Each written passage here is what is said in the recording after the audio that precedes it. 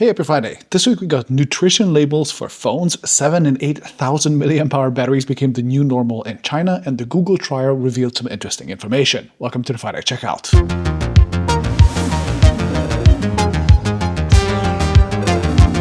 This video was sponsored by Incogni.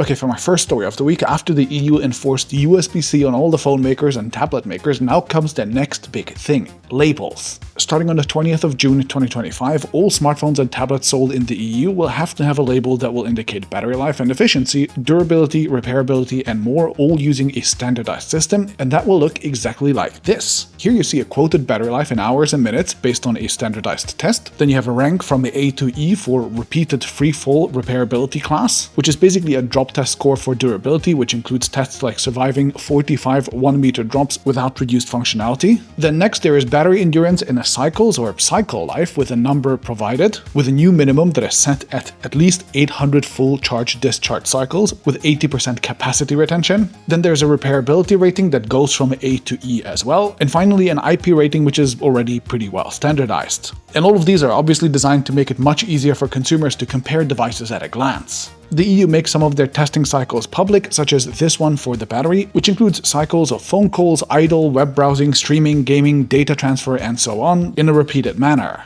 I guess there'll now be a lot of companies who will specialize on optimizing their devices for these new benchmarks, but overall this seems like a good idea.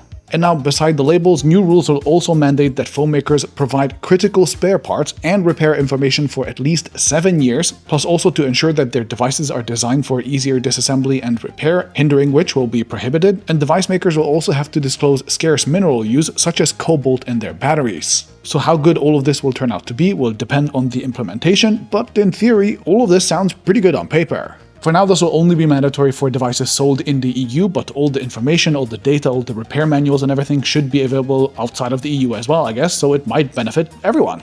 Alright, and talking of cool developments, it seems like in China, 7,000 or even 8,000 mAh batteries are now going to be the new normal. Already this week, the Realme GT7 launched in China, and it has some pretty bonkers specs, including a 7,200 mAh battery, which is pretty wild for a phone with a normal thickness that costs about $355. Then another phone that launched this week was the Realme Turbo 4 Pro, which is not only the first phone to launch with a Qualcomm Snapdragon 8s Gen 4 chipset, and with a pretty bonkers price tag below $300, but the phone also has a massive 7,550 mAh silicon carbon battery with a 90-watt charging, which can hilariously also be used as a power bank. You might remember that just last week I mentioned Honor announcing the Honor Power with a huge 8,000 mAh battery and a super high 821 watt-hours per liter density, and now the famous leaker digital chat station on Weibo said that 7,000 to 7,500 mAh will be the new normal for flagships this year, while 8,000 will be the new normal for mid-range devices. Absolutely bonkers. And these are not special edition devices, they're not ultra thick or anything, they look completely normal, and yet the batteries, which use silicon carbon anodes, can now be up to almost twice as big as those that we're used to over here. Pretty crazy. With Apple and Samsung both not adopting this tech this year and both going for ultra slim devices, I wonder how they actually plan to compete against this Chinese onslaught. Okay, and for my third story of the week, we got two pretty interesting new details out of the court trial of Google. First is that there's a pretty good chance that the judge on the case will agree with the Department of Justice to force Google to actually separate Chrome from Google itself. And this has led to headlines like, quote, OpenAI wants to buy Chrome and make it an AI-first experience, and also Perplexity wants to buy Chrome if Google has to sell it. And I mean, this is not a surprise because they could instantly use Chrome to push their own services. A quick Google search says that Chrome has something like 3.5 billion users, while ChatGPT has something closer to 400 million weekly users, so clearly Chrome would be a huge opportunity for bundling. DuckDuckGo CEO even made some quick math and reckoned that Chrome alone is worth upwards of $50 billion.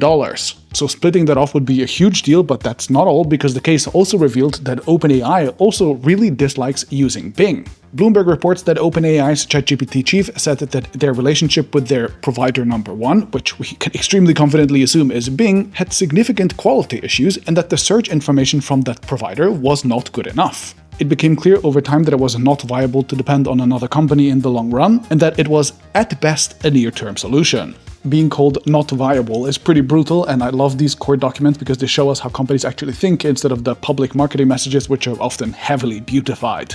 Anyway, OpenAI is of course working on its own search index, but it's taking more like years to build that, so it will not likely be around for a while, and even then, we don't know if it will be any good. Oh well. Alright, and moving on to our release monitor, we'll start with Motorola, who launched a big lineup of new Razr flip phones with 3 new models, starting at $700 for the standard, $1,000 for the Plus, and all the way up to $1,300 for the Ultra model. The Ultra has a Snapdragon 8 Elite chipset, a pretty sizable 4700 mAh battery, a dedicated AI button, plus there's also a really nice looking wood finish for those who are into this kind of stuff. Next, OnePlus launched the 13T in China, which has a Snapdragon 8 Elite chip, as well as a bigger battery, and compared to the 13, it only has a few small downgrades for a more aggressive price.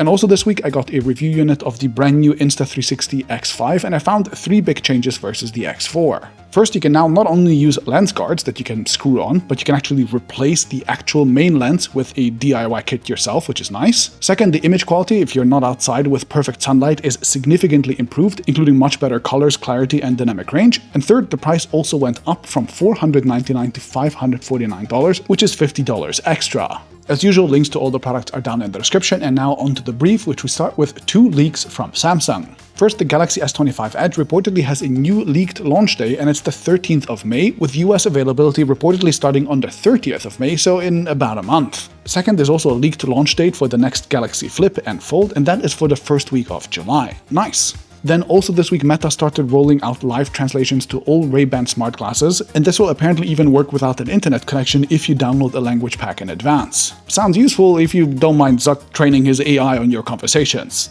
Then moving on, Chinese company CATL showed off a new EV battery which they claim can add 520 kilometers of range in 5 minutes. This supposedly even beats BYD's announcement of 400 kilometers from just a few weeks ago, and it means a charging speed of 1.3 megawatts at peak, so that in 30 seconds you'll be able to get 75 kilometers or about 46 miles of range. Almost 50 miles in half a minute. That is insane. 1.3 megawatts is about 4 times as fast as the really fast chargers over here, and I doubt that many grids will be able to put out this multiple times over in parallel if you want to charge multiple cars at the same time, so I don't think this will be very common, but still pretty insane. Oh, and there's also a new sodium-ion battery cell from CATL now in production too, which is the battery chemistry that, among other things, promises to let us create really tough batteries that can even be deformed. Then also this week, Apple and Meta were hit with their first fines under the European Union's Digital Markets Act for a combined total of $800 million. The fines were actually lower than expected, and they were probably set that way so as to not annoy Trump too much. Apple was punished for not making alternative app stores easy enough to use, while Meta was punished for not making it easy enough to opt out of data collection. Both Apple and Meta, of course, said that they were outraged, and a White House spokesperson called this a novel form of economic extortion, so I guess we'll see what happens. Then, in more corporate shenanigans, Discord confirmed that it was moving towards becoming a public company, as it hired a former Activision executive as its new CEO. A lot of people in my Discord said that they don't like this because they expect Discord to get a lot more thirsty about monetizing everything for the stonks.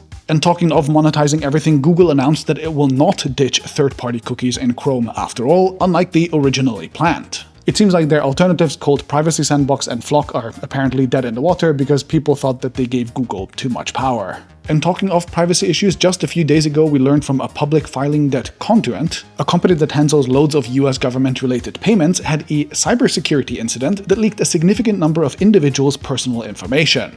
This company handles things like government child support payments, so that's super reassuring, I guess. And this is a really good reminder that your online data is constantly being hacked, lost, bought and sold either on purpose or by accident. This data is then used for anything from simple spam to sophisticated personal phishing emails that become increasingly hard to spot, or even for making profiles of you in people search databases by shady actors who are often so-called data brokers. That's creepy, but my sponsor Incogni was specifically built to combat these. Because, as it turns out, in these countries at least, data brokers are legally required to delete your information if you ask them, which is what Incogni does for you. You can see that in my case they found over 160 databases that I was in and have successfully removed me from most of them already. That is an insane figure. Now, of course you could do most of this yourself, but it would require you to find all of these data brokers yourself to deal with their objections and also periodically check in with them to see if they haven't just added you back after they deleted you. That just isn't very practical, but Incogni does all of this continually on your behalf and in the background with a subscription. They support multiple email addresses and 3 physical addresses with a single subscription, plus they also have family plans. Now, the removal only necessarily works in places that have legal frameworks around it, but that's a pretty good selection already. To sign up, be sure to use my code FridayCheckout to get an exclusive 60% off an annual Incogni plan. That is incogni.com/FridayCheckout for 60% off, and I'll see you next Friday.